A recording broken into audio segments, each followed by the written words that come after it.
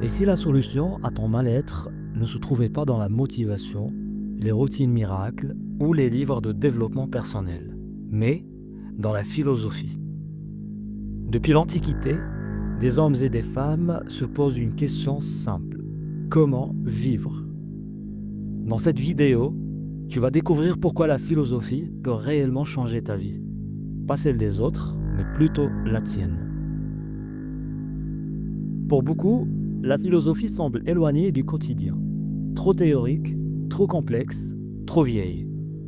Et pourtant, les grands philosophes n'étaient pas juste des penseurs. Ils étaient des guides de vie.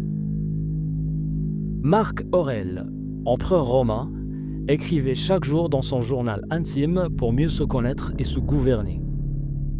Épictète, esclave affranchi, enseignait que la liberté ne dépend pas des circonstances, mais de notre esprit.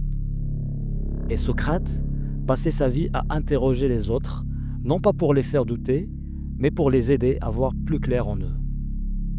Ces hommes voyaient la philosophie comme un exercice quotidien, une manière de se purifier l'esprit comme on se lave le corps.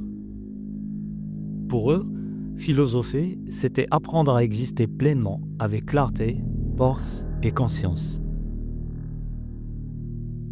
Connais-toi toi-même. Cette phrase, gravée sur le temple de Delphes, est peut-être la plus puissante de toute l'histoire de la pensée. Car la plupart de nos souffrances viennent du fait que nous ne savons pas vraiment qui nous sommes. Tu veux réussir, mais sais-tu ce que réussir signifie pour toi? Tu veux être aimé, mais t'aimes-tu toi-même?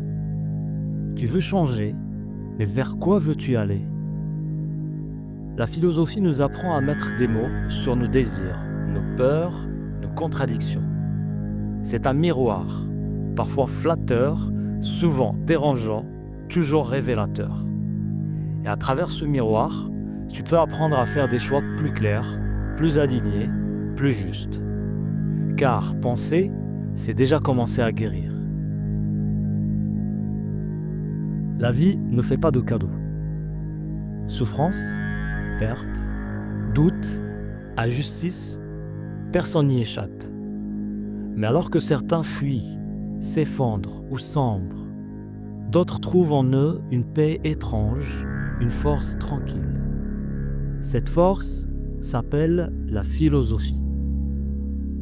Les stoïciens disaient « Il y a ce qui dépend de moi et ce qui n'en dépend pas ».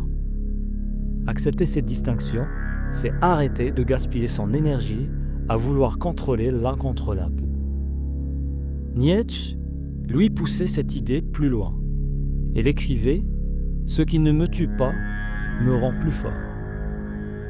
L'échec, la douleur, la solitude, tout peut devenir matière à grandir, à condition de leur donner un sens.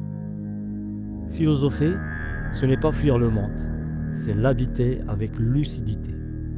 C'est devenir le capitaine de soi-même, même dans la tempête. La philosophie ne t'apportera pas toutes les réponses, mais elle t'apprendra à poser les bonnes questions, à regarder en face ce que beaucoup fuient, à bâtir une vie non pas parfaite, mais cohérente. Parce que dans un monde bruyant, rapide et confus, penser, c'est déjà résister. Et vivre avec sagesse, c'est peut-être l'acte le plus révolutionnaire de notre époque. Si ce message t'a parlé, abonne-toi à ma chaîne. Car ici, on ne te donne pas des vérités toutes faites. On t'invite à penser par toi-même.